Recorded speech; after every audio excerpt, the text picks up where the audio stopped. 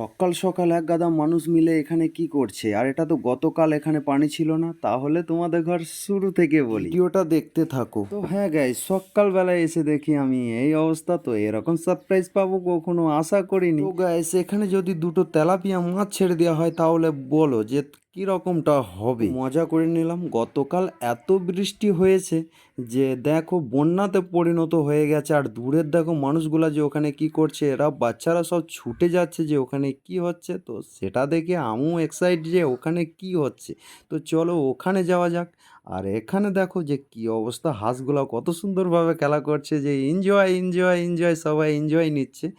আর এই সাইডটা দেখো গেটে পানি ঢুকে গেছে, বাড়িতেও পানি ঢুকে গেছে। তো ফাইনালি এসে এখানে যা দেখলাম, তো এখানে সবাই মাছ ধরার জন্য ব্যস্ত। তো গাইস, মাছ কিসের জন্য ধরছে? গাইস, এই পর্যন্ত ছিল আমার ভিডিও। এবার আমিও মাছ ধরবো। তো